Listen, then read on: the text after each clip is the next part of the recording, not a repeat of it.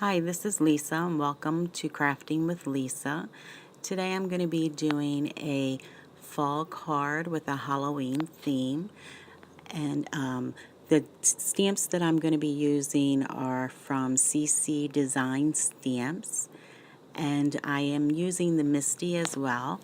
Right now I'm putting Ranger ink onto the whole card. I'm going to be doing a background with the fall flowers.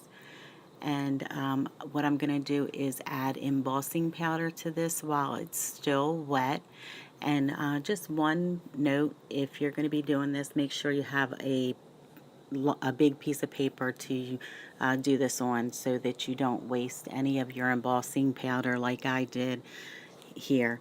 And if you're going to be using different color embossing powders, make sure that you do those separately because you don't want to waste any of your powders, because you can reuse these and put them back into your jar just as long as they're not cross-contaminated. And what I'm going to do next is I have a heat gun that I'm going to pull out, and I'm going to go ahead and heat up the card so that the embossing powder will melt. It actually melts into a clear ink, and it's not an ink, it'll melt into a clear pattern on the card, and when you put your ink will resist those leaves, but it will go on to the rest of the card to give it color. Now there's two ways of doing that. You can either do the stamper, the dauber way, or a paintbrush way, and I'll demonstrate both of them. What I'm doing now is I'm heating it up. I just wanted to let you know, side note, that if your paper warps, you can turn it over and heat it from the back, and it will go back into shape. Also, you don't want to overheat your embossing powder because it will burn. So just keep an eye on it. You'll see when it starts to turn, it'll be like a pearl color. So you'll be able to know that it's finished by then. So make sure you have a piece of scrap paper underneath, because you're going to have to, when you start with your dauber, you're going to have to start off your paper, because as you will see, you'll get a complete circle, and you don't want that circle showing up on your card. You want it to be a smooth transition. So go ahead and go all the way around the card, and as you can see, the ink is not going where the flowers are. Now this is the paintbrush method. What you do is you just take and get the ink on your brush and go ahead and start swiping it around. I do like this method because there are no circles and you will also get a more pale effect. Now I love that effect, but I also like the dark around the edges. So what I'll do is I'll go back around the edges just to give it the complete paper a darker look. And in between, until you get the exact color that you want, you can heat it with your heat gun to dry the ink, and then you'll be able to tell the exact shade that you're going to have. Once that's done, I like to take and put my cardstock in between a book or between two acrylic blocks to keep it straight, because sometimes it will warp up, and that's fine. It'll go straight once you glue it down or tack it down, but just go ahead and that's a good tip, just to put it between the blocks. Now I'm going to be using Spectrum Noir markers. These are the markers that I started with, and I like. They are not that expensive, and they blend very well.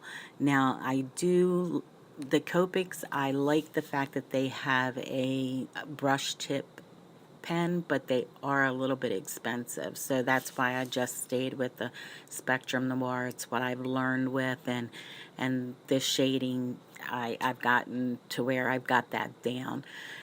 Now as far as the shading, how I do it, and there's all different ways of doing it, but I take the lightest color first, I lay that down, get my paper wet, then I take my darker color and put that around the outsides where I want the shading. Then I come in with my medium color, and then I'll blend it out once more with the white color. I mean the lighter color. I'll go over everything again.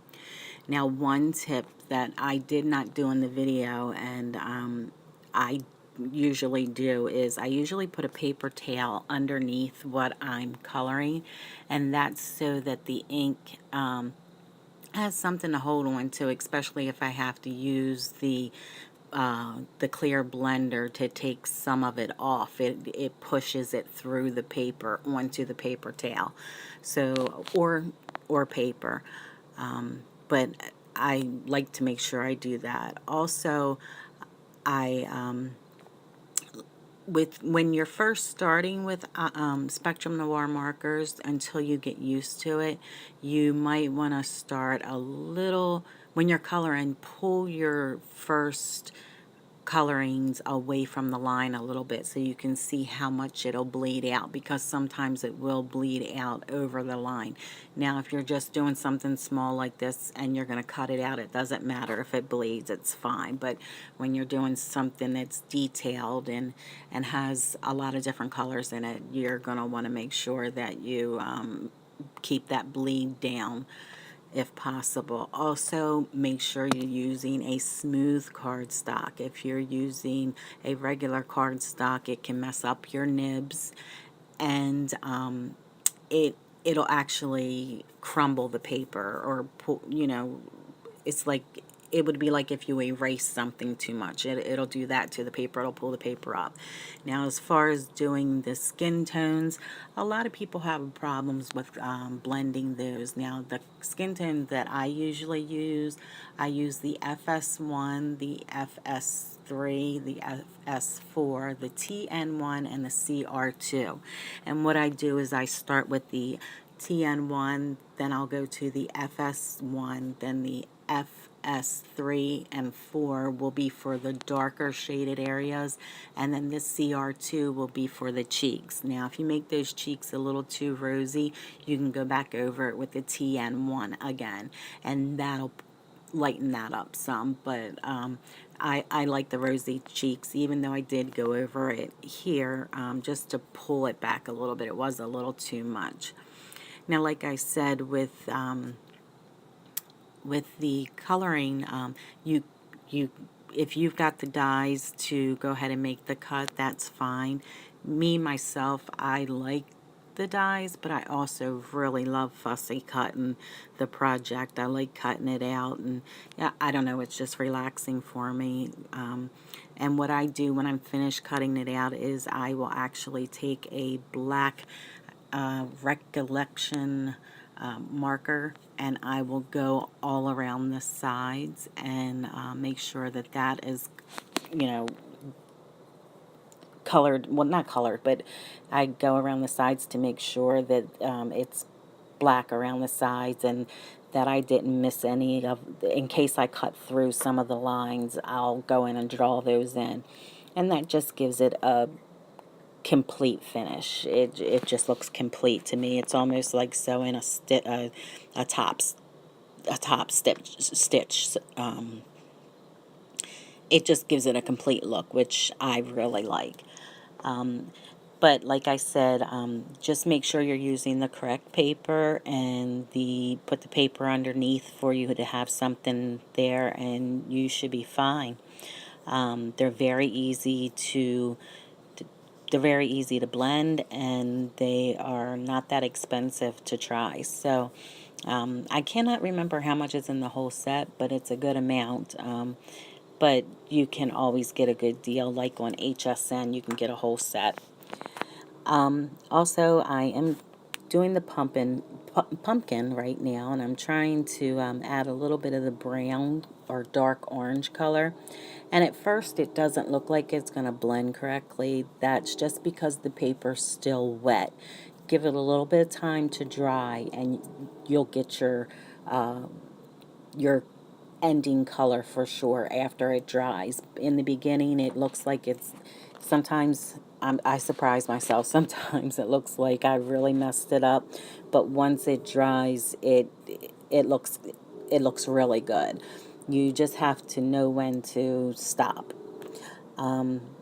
So what I'm going to do now is I'm going to finish off the pumpkin here with the, I'm going to try to blend in because I thought that it was just a little too dark on the edges there. But like I said, once it dried, it was fine.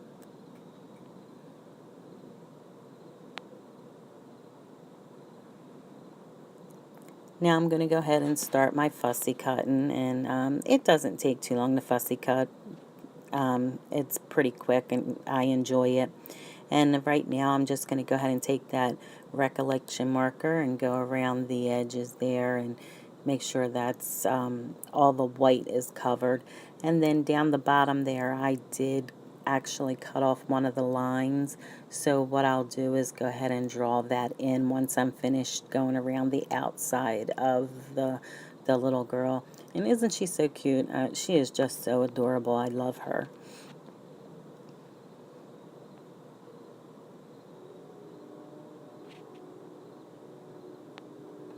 There you go. And like I said, I'm going to go ahead and fill in that line there that I accidentally cut too close to.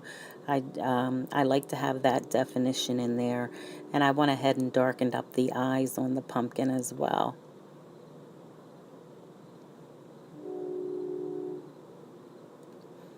Now I went ahead and took the card back out, and I like to set my things down and try to figure out where everything's going to go. Now I do have some trick-or-treat ribbon that I wanted to use, and I put that through my Xyron. Now if you don't have a Xyron, this is the best money spent. It turns everything into a sticker. Anything you can fit in there, you got it. And then I'm going ahead and trying to lay everything out to figure out how I want to put the card. And